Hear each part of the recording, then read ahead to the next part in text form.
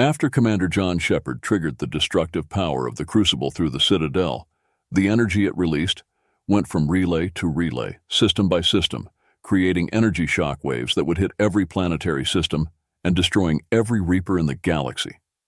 But the drawback was that the energy shock wave didn't recognize the difference between the Reapers and other synthetic life, such as the Geth along with the Normandy's AI, known as EDI, were no more.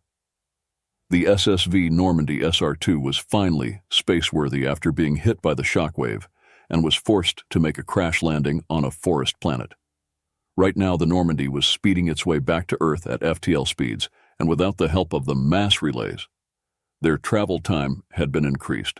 The mass relays are like giant energy slingshots that can catapult a vessel at double its normal speed, and what would take years would only take days. Unfortunately for the Normandy, to get back to Earth would take months instead of days. In main engineering, the Normandy's Quarian engineer Tali Zora was working at the EZO Core's main control console. She wanted to keep herself busy and to forget the pain of her heart, the pain of loss, the loss of her love. She was trying to find a way to squeeze more power for the engines. She needed to get back to Earth and to see if he had made it or not. Not knowing either way was driving her crazy, and she needed to know. Engineers Kenneth Donnelly and Gabriella Daniels were at their stations. Gabby was worried about Tali. She has been working on the engines for 8 hours flat without a single break, and she has not eaten or slept. She looked at Ken. I'm worried about Tali. She needs to rest or she's going to make herself very ill. I know. She's trying to replace one pain with another, and I don't have to be a doctor to know that's not healthy. You think we should say something to her? Like what? I don't know. But we need to get her to stop and rest for an hour or 6. Kenneth sighed, knowing that there was nothing they could do. There's not much we can do, Gabby. Besides, this is best dealt with by people who know her best, and you may not like this, but it's not us. Gabby was a little annoyed with Kenneth's statement. But we do know her. We've worked alongside her, and we've become friends. Why not us? Kenneth stopped working on his console and looked into Gabby's beautiful eyes. He could see how worried she was for Tali. He could understand if anything had happened to Gabby. He would probably act the same. But Gabby was not dead, and she was very much with him. Inwardly, he smiled as he remembered the day that they finally got together and acting like teenagers, sneaking up to the sub-storage room to make out, and the amused look on Shepard's face when he accidentally walked in on them, the look of embarrassment on their faces. I know Gabby, but she needs the ones who were with her from the start, like Joker, or maybe Adams, and maybe... Suddenly, there was a familiar voice behind them. That sounds like that's my cue. They both turned around to see a Turian male in blue and silver Turian armor. He has scarring on the right side of his face and mandible. He also wore the trademark targeting monocle over his left eye, and Kenneth recognized him. Or someone like Garrus. Then they saw a human female, looked to be in her 50s and wearing an Alliance medical uniform. Kenneth also recognized her. Dr. Karen Chakwash, the Normandy's chief medical officer, gave them both a small smile. It seems that we all had the same idea. How's she doing? No change.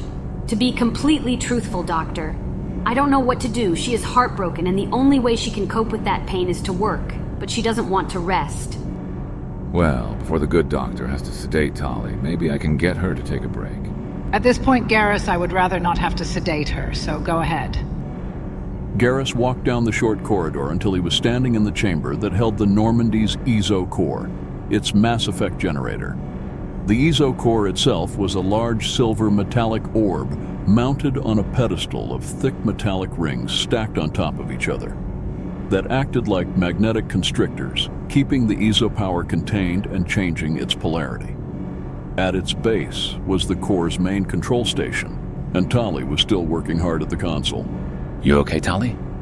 Tali didn't stop working, but she did respond. Hey Garrus, I'm okay. Do you need something? Well, James invited me to the mess hall to try something called a burrito, and I was wondering if you would join me in one. You know Turians and Quarians can't process human food, so why would you try it? Come on, Tali. This is James Vega. We're talking about all his cooking is toxic to everyone. And besides, you need to take a break. Thanks, Garrus, but I am fine. And I really need to get these engine modifications done. Maybe another time. Garrus was intrigued, but right now he needed to get Tali to stop and rest. Garrus spoke sympathetically. Tali, I know you want to get back to Earth, to know if John made it out alive. But do you really think that he would approve of this? To work yourself into an early grave? And I know if he was right here, right now, he wouldn't let you do this. Not for him. Tali stopped what she was doing. Her arms slumped at her side and her head bowed down. Even with her EnviroSuit's helmet and mask on, he could tell that Tali was reminiscing. She ran through her memories, the day that they met on the Citadel, saving her from Saren's agents, helping him stop Saren and Sovereign from summoning the Reapers. She watched in horror as the Normandy SR-1 is destroyed during a Collector surprise attack along with Shepard. 2 years later, she found him alive on a human colony called Freedom's Progress, and surprised to find him working with Cerberus, a pro-human splinter group. Shepard was helping them to find who was responsible and stop them, but Shepard said that this arrangement was temporary, and he fully expects the elusive man to stab him in the back. It was during those missions that Tali had grown very close to John, and in turn, John had grown close to Tali. They both fell to the inevitable. Now the war is over, with the Reapers is over, and the Reapers are destroyed. Tali's heart sank to the deepest part of depression. Their last night together, his last words of love, and the last time she would see him alive. She turned to face Garrus and started to sob. Garrus was ready to comfort her, only to end up catching Tali as she passed out. Still holding up a now unconscious Tali, Garrus called out for help. I need some help here, now! Dr. Chakwas' response was immediate as she came dashing up to the pair as Ken Donnelly went off to get an anti-grav stretcher.